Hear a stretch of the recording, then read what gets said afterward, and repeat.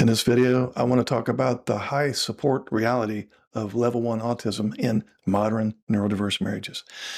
If you've ever heard someone say, well, level 1 autism means they only need a little support, or it's just a different way of thinking, it's just a condition. Okay, well, I want to challenge that assumption right now, because for many couples living inside a neurodiverse marriage, nothing could be further from the truth. And I got a blunt message to all the NT wives out there right now.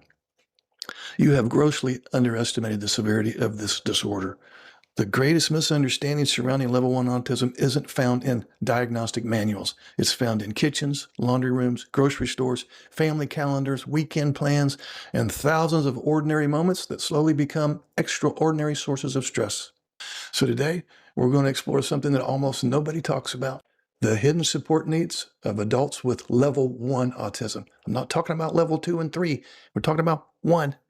Not because these people are incapable, not because they're dumb, most of them are probably smarter than me, but because daily life quietly demands neurological skills that most autistic adults have to consciously manufacture every single day. And when those invisible demands go unnoticed, guess what? Marriages slowly become exhausted. When they're understood, though, couples finally stop blaming each other for problems neither partner intentionally created. So let's dive in. Most neurotypical people imagine support needs as something that's very obvious. They picture someone unable to live independently, unable to work, unable to communicate. But support isn't simply about independence. Support is about neurological energy. Think about that for a moment. A person may successfully hold a career, pay bills, drive a car, and appear completely capable. But every one of those accomplishments require enormous cognitive effort that no one else ever sees. Imagine driving a manual transmission while everyone around you drives an automatic transmission. You can still reach the destination, but you're shifting gears every few seconds. Your feet never stop moving. Your attention never relaxes. The outside observer simply sees two cars arriving at the same place. Only one driver arrives mentally exhausted. That's often what life feels like for many adults with level 1 autism. The appearance of competence hides the cost of competence. And marriages often pay that cost. Now look at this. One of the biggest hidden drains is masking. Masking isn't pretending to be someone else. It's constant neurological self-monitoring. Every facial expression, every tone of voice, every social expectation, every interruption, every unexpected change, every emotional reaction. The autistic brain is continuously calculating. Am I talking too much? Did I make eye contact?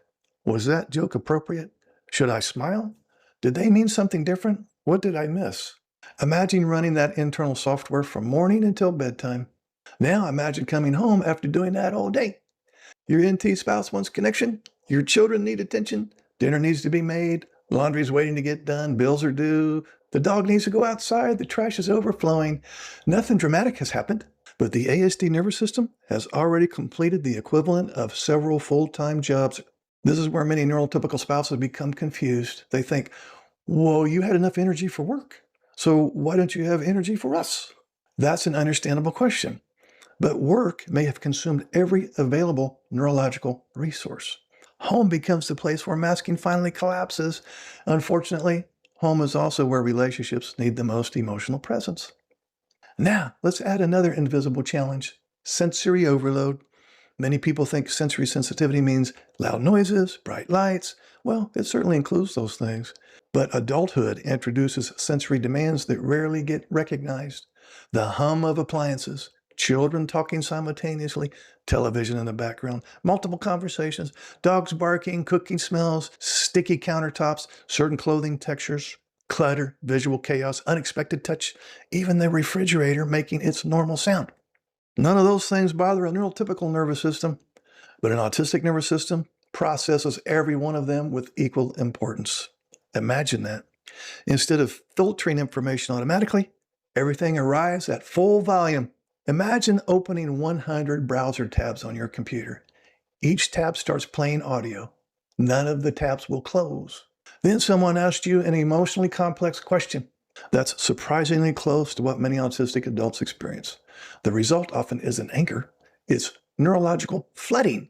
From the outside, flooding may look like withdrawal, irritability, shutdown, silence, or unexpected explosions. Then the NT spouse often thinks, whoa, they're overreacting. And the autistic partner thinks, I can't survive one more piece of input. Both experiences are real. Neither partner understands the other's nervous system, and conflict begins again. Now, let's examine something even more misunderstood: household chores. Most people see chores as physical tasks. Wash the dishes, fold the clothes, vacuum the floor, pay the bills. But the brain doesn't experience chores that way. The brain experiences executive function: planning, prioritizing, sequencing, switching attention, remembering, estimating time, initiating action, recovering from interruptions, monitoring completion. Each chore may actually involve 20 or 30 neurological steps. But for someone with executive functioning differences, doing the dishes isn't about dishes. It's about managing hundreds of tiny decisions. Where do I begin? Should I empty the dishwasher first? Or what if something needs soaking? Or should I wipe counters before loading dishes? Or where does this container go? The mental workload quickly multiplies. The neurotypical spouse often sees avoidance, laziness, dismissiveness. The autistic spouse experiences paralysis. Neither description tells the whole story. Now let's add alexithymia to the equation. This may be one of the most misunderstood features affecting modern neurodiverse marriages. Alexithymia literally means difficulty identifying and describing internal emotional states. Now, notice what it does not mean. It does not mean lacking emotions. In fact, most autistic adults experience emotions intensely. The difficulty lies in recognizing precisely what those emotions are. Imagine trying to solve a problem without knowing which warning light is on. You know something's wrong, but you can't identify whether it's anxiety, fatigue, sensory overload, shame, loneliness, physical pain, grief, hunger. Everything simply registers as bad. Now, imagine your NT spouse asking, well, what's wrong? You genuinely don't know. And that uncertainty often frustrates both partners. The neurotypical spouse concludes, well, they won't communicate. The autistic spouse feels trapped. I would tell you if I understood myself. That's not emotional resistance. It's neurological uncertainty. Now, watch what happens when sensory overload, executive dysfunction, masking fatigue, and alexithymia collide. It's Saturday morning. Nothing major. Laundry, groceries, children's activities, a family birthday maybe. Oh, maybe the lawn needs to be mowed or the kitchen is messy. The autistic partner wakes up on a Saturday morning already depleted from the work week.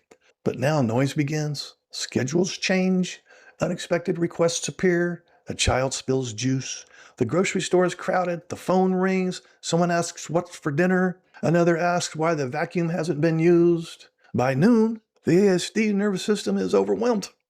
Then comes the sentence that changes everything. The NT spouse says, why are you being so difficult? That question misunderstands the entire neurological sequence. The ASD spouse isn't resisting chores. They're experiencing cumulative neurological overload. And unfortunately, at this point, the neurotypical spouse has also reached overload because they've been carrying invisible emotional labor, monitoring everyone's needs, remembering appointments, managing relationships, anticipating problems, trying to maintain peace. Both partners are exhausted by now, and each assumes the other simply isn't trying. This is why many neurodiverse marriages slowly go to the septic tank. Not because of lack of love, but because invisible labor remains invisible. The autistic spouse performs enormous neurological labor. The neurotypical spouse performs enormous emotional and relational labor. Neither labor receives adequate recognition, and both partners become resentful. But validation begins changing that dynamic. We're not talking about agreement or excuses. We're talking about validation. Validation says, I can see this costs you something. That single realization transforms conversations. So, what does genuine support actually look like? It isn't treating one partner like a child. It isn't lowering expectations. It's redesigning the environment instead of demanding impossible neurological performance. And that might include reducing sensory input during stressful times, creating visual routines, predictable household systems, shared calendars, task lists, noise reduction strategies, recovery periods after social events, permission to communicate in writing during conflict, breaking overwhelming projects into smaller concrete steps, planning transitions rather than springing surprises, allowing decompression before emotionally important conversations. These aren't special privileges, they're neurological accommodations, and accommodations often preserve relationships. But here's something equally important. Support must travel both directions.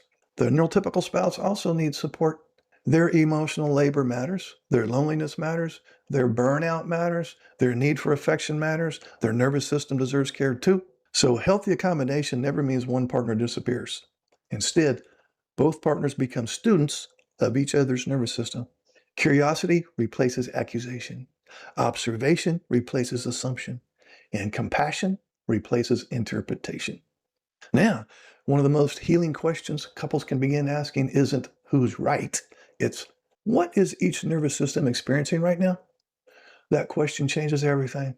It moves the conversation away from character and toward neurology, away from blame and toward understanding, away from winning and toward preserving their relationship. Now, here's the truth I'd like every couple watching today to remember. Level 1 autism doesn't necessarily mean low support needs. It often means invisible support needs. Support needs hidden beneath competence, hidden beneath employment, hidden beneath intelligence, hidden beneath years of masking. The better someone has become in hiding those struggles, the easier it is for everyone, including their NT spouse, to underestimate how much neurological work they're doing every damn day. That misunderstanding quietly destroys marriages. Recognition begins rebuilding them, not because every problem disappears, but because both partners finally stop fighting the wrong battle. The goal isn't creating a perfectly symptom-free marriage. The goal is creating a marriage where both nervous systems are understood, respected, and supported. Because when invisible labor becomes visible, guess what? Compassion grows. Accommodation becomes intentional. Resentment softens. And couples stop asking, why can't you just blah, blah, blah, blah, blah? And they begin asking, what support would help you succeed? That question may be one of the most relationship-saving questions a couple can ever learn to ask. Now, if today's discussion resonated with your experience, let me know in the comments. What invisible labor do you wish people better understood about your neurodiverse marriage? Your experience may become the validation someone else has been desperately needing to hear. Please like, subscribe. I'll see you in the next video. Would you like to schedule a paid private coaching session? This will be in the form of a face-to-face Zoom call. Underneath any of my videos, you'll see this Calendly link. If you click on that link, it'll open up my calendar. You can pick the available days and times that works for your schedule. You'll get a follow-up email immediately after purchasing a session that will have the Zoom link that coincides with the day and time that you picked. I will get an email too that you scheduled a session, and I will be available on that exact day and time, and we will talk. I look forward to working with you.